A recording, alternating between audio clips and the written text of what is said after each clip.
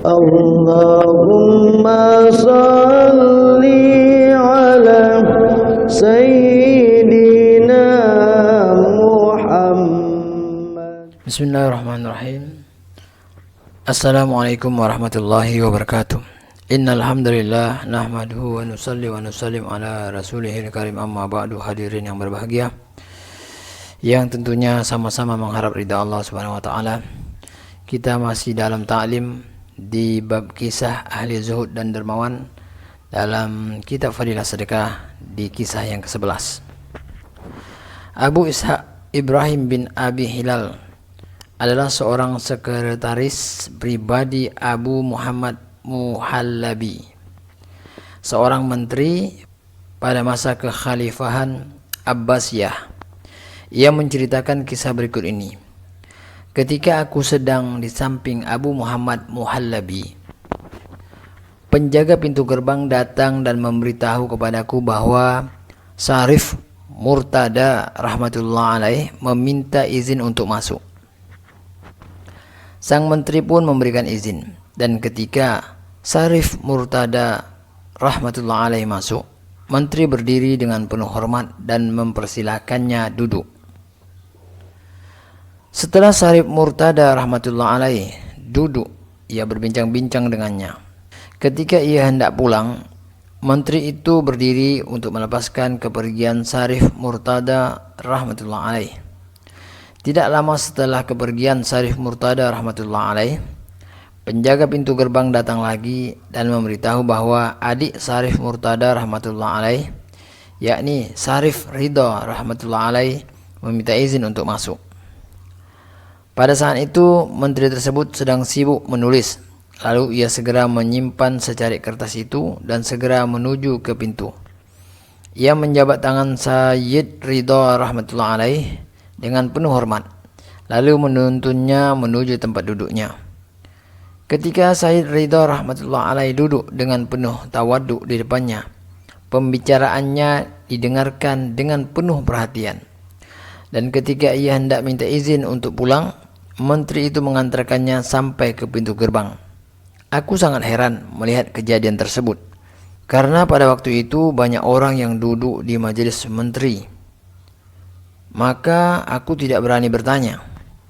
Setelah tinggal sedikit orang yang berada di samping menteri, barulah aku berkata kepadanya, "Seandainya diizinkan, aku akan bertanya sesuatu kepada engkau."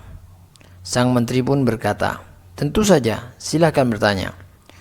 Kemungkinan besar engkau akan bertanya mengapa aku lebih memuliakan adiknya daripada kakaknya, padahal umur dan ilmunya lebih banyak.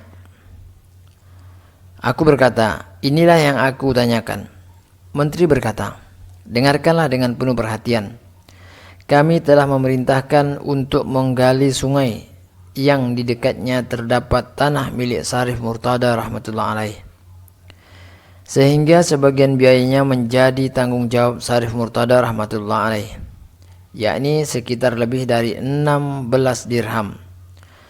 Sarif Murtada rahmatullah alaih menulis surat kepadaku berkali-kali supaya biaya itu dikurangi sedikit, hanya untuk uang yang sedikit saja. Ia telah menulis surat untukku berkali-kali. Mengenai Sarif Ridha rahmatullah alaih, suatu ketika aku mengetahui bahwa anaknya telah lahir. Sebagai ucapan selamat, aku kirimkan kepadanya satu nampan uang yang berisi 100 dinar agar digunakan untuk keperluannya. Tetapi ia mengembalikannya dan berkata kepada utusanku, "Setelah engkau sampaikan ucapan terima kasih kepada menteri, katakan kepadanya bahwa aku tidak menerima pemberian orang-orang. Alhamdulillah, aku telah mempunyai harta sekedar untuk mencukupi keperluanku." Ketika aku mengirimkannya lagi untuk kedua kalinya, aku berkata, "Ini untuk upah bidan yang telah membantu kelahiran anakmu." Tetapi ia mengembalikannya lagi dan berkata, "Kaum wanita kami juga tidak biasa mengambil pemberian orang lain." Untuk ketiga kalinya, aku mengirimkan uang kepadanya, dan aku katakan bahwa uang tersebut untuk pelajar-pelajar ilmu agama yang berada di bawah asuhanmu. Ia berkata, sangat menyenangkan. Kemudian ia meletakkan uang yang di dalam nampan itu di depan para santri. Siapa saja yang memerlukannya dipersilahkan mengambil uang tersebut. Syarif Ridho rahmatullah alaih mempunyai murid yang sangat banyak. Ia membangun sebuah rumah untuk tempat tinggal para muridnya yang diberi nama Darul Ulum. Di tempat ini, para murid itu bertempat tinggal dan keperluannya dicukupi oleh Syarif Ridho rahmatullah alaih. Setelah nampan itu ditaruh di depan para murid, tidak ada seorang pun yang berdiri untuk mengambilnya, kecuali seorang murid yang mengambil 1 dinar saja, dan di tempat itu pula murid tersebut memecahkannya.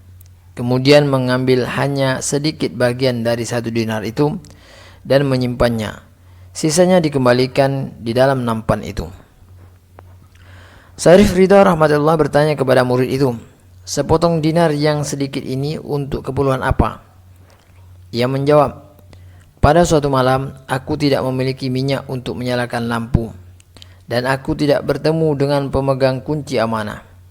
Maka aku berutang minyak kepada fulan, dan ini untuk membayar utang itu.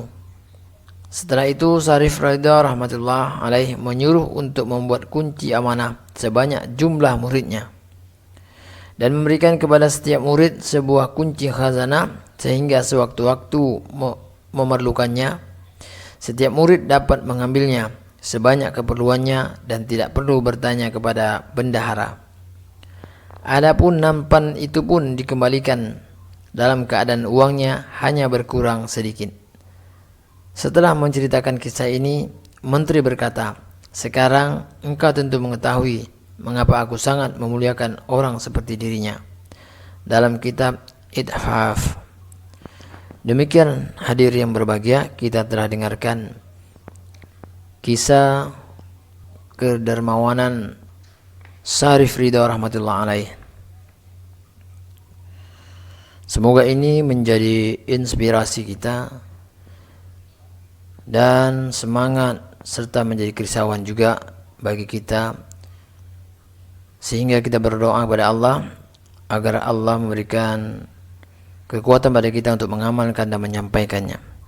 Untuk sempurnanya majelis kita tutup dengan doa, subhanakallahumma wa bihamdika asyhadu an la ilaha illa anta astaghfiruka wa atubu ilaik. Assalamualaikum warahmatullahi wabarakatuh.